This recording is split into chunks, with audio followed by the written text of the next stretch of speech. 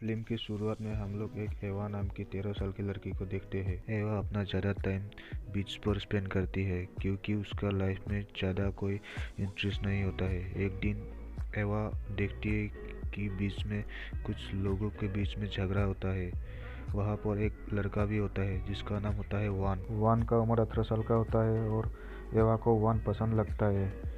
बीच पर एवा देखते है कि वान के पास एक कुत्ता भी होता है। हर जगह एवा अपनी मॉम को कहती है कि उसे कुत्ता चाहिए क्योंकि उसका पास कोई दोस्त नहीं है, पर एवा की मॉम उसे मना कर देती है। एवा की आँख में एक प्रॉब्लम भी होती है, इसलिए वो अगले दिन चेकअप करने के लिए अस्पताल जाती है।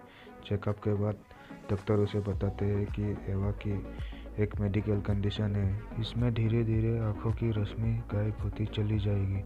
पहले उसे रात में कुछ नहीं दिखेगा, फिर वह हमेशा के लिए अंधी हो जाएगी और इसका कोई इलाज भी नहीं है। ये सब सुनकर एवा बहुत ज़्यादा घबरा जाती है।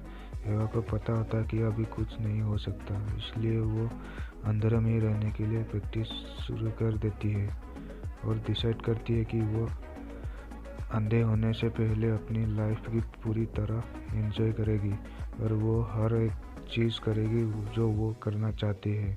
अगले दिन एवा फिर से उस बीच पर घूमने चली जाती है। वहाँ पर बाकी और लोगों के साथ वो खेलती है। वहाँ पर अपना मॉम भी अपना नया बीएफ के साथ घूमने वाला दिखाई देती है। एवा बस एक खाली जगह पर बैठती रहती है। शाम को एवा वान का पीछा करती है। वान जब एक स्टोर के अंदर जाता है, वो अपने कुत्ते को बाहर में बांध कर चले जाता है और एवा उस कुत्ते को चुरा कर भगा ले जाती है। एवा उस कुत्ता का नाम लोपो रख देती है। उसे अपने घर के अंदर अपने रूम में छुपा कर रखती है। उसके बाद एवा अपनी आंखों पर पट्टी बांधकर चलने की प्रैक्टिस करती है। एक दिन घूम फिर कर घर वापस जाने के बाद उसे बहुत डांट पड़ती है क्योंकि वो अपनी छोटी बहन के घर में अकेले छोड़कर चली गई थी।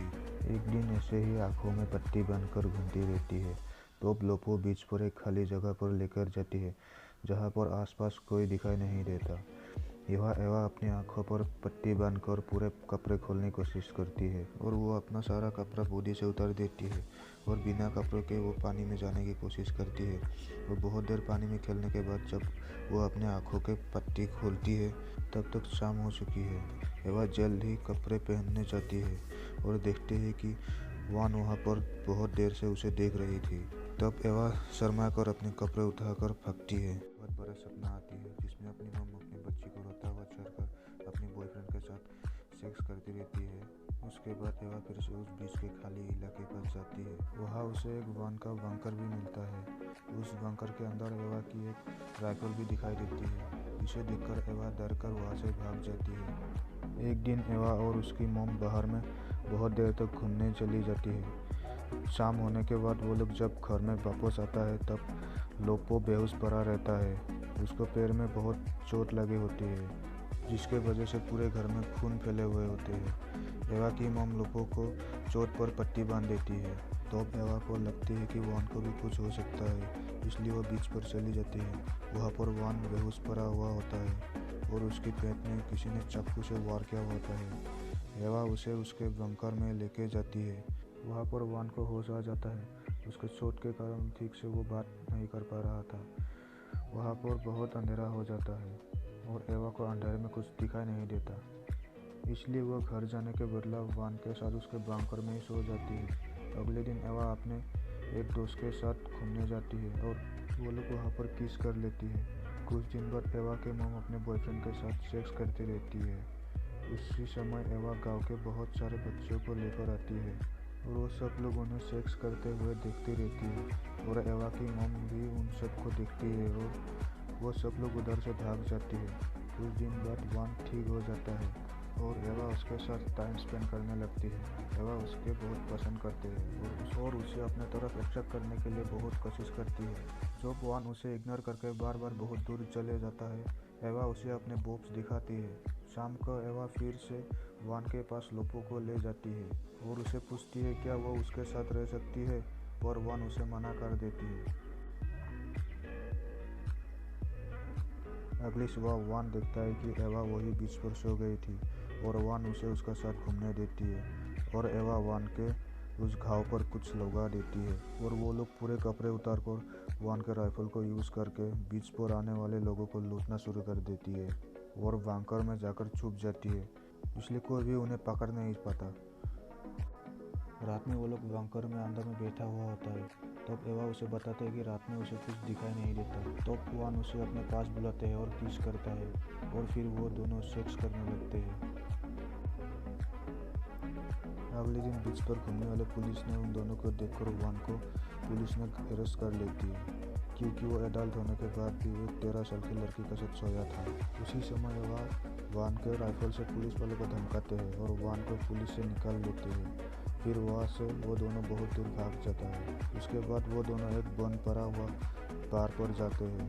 वहाँ पर वान उसे बताते हैं कि वो एक ग्रुप के साथ एक शादी में आए हुए थे और वान एवा को बताते हैं कि वान और ग्रुप के साथ एक जेसिका नाम का लड़की के वजह से लड़ाई हुई थी, जिसे वान बहुत पसंद करते हैं, पर अभी उसी लड़की को शादी होने वाली है और वान उस शादी को रोकना चाहता है और इसका वजह से उन लोगों के बीच में झगड़ा होता है और उन लोगों ने वान को चाकू से मारता है और लप्पू का ऊपर भी वार करता है।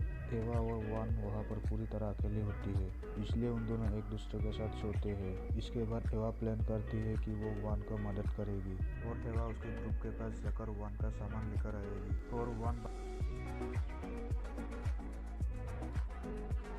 मदद करेगी और एवा उसके ग्रुप के पास जाकर वान का सामान लेकर आएगी और वान बताते हैं कि कुछ दिनों बाद जेसिका का शादी होने वाली है और एवा को उस शादी में घुसकर वान का बैग लेकर आना होगा। उसके बाद एवा अपने मॉम को फ़ोन करके बताते हैं कि वो बिल्कुल ठीक है और कुछ दिनों में वो उनके पास वापस आ जाएगी और एवा के मॉम उस पर बहुत गुस्सा हो जाती है और वो लोग उस जगह पर जाती है जहाँ पर जेसिका की शादी होने वाली है। वान उसे पूरा प्लान बताकर अपना सामान लेने भेजती है और एवा वो शादी में जाकर एक नौकर बनने का नाटक करती है और जेसिका की शादी में घुस जाती है।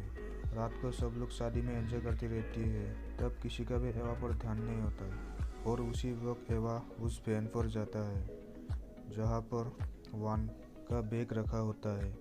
कुछ लोग वहीं से गुजरती है और एवा रुक जाती है और देर रात में सब लोग पार्टी में बिजी रहती है। तब एवा उस वैन पर घुस जाती है। तभी बारिश गिरती है और सब लोग एक घर के अंदर रुक जाता है और बारिश रुकने के बाद अपनी वेडिंग केक काटते हैं। तभी उस पार्टी में बहुत सारे पुलिस एवा और वान को ढूंढते हुए घुस जाते हैं और वो लोग किसी कारण से जेसिका का पति को अरेस्ट कर लेती है। तभी वान भी वहाँ पर पहुँच जाता है और वो छुप कर एवा का पास आता है और वो लोग पुलिस से बचकर भागने की कोशिश करता है और वहाँ से वो लोग भाग जाता है और पुलिस वालों ने उन दोनों को भागते हुए देखते हुए वो लोग का पीछा करती है। वो लोग भागते भागते एक नदी के पास पहुँच जाता है जिसमें पानी बहुत तेज गति से बहती रहती है और वो लोग किसी तरह नदी को क्रॉस कर लेती है और वो लोग बहुत दूर चली जाती है और वो लोग भागते रहते हैं और रास्ते में जेसिका को भी मिल जाती है। जेसिका ने वान को अपने कार वापस करते हैं और जेसिका अपने शादी वाली ड्रेस खोलकर एवा को देती है। वान और एवा वहाँ से भाग जाता है और वहीं पर फिल्म खत्म हो जाती है।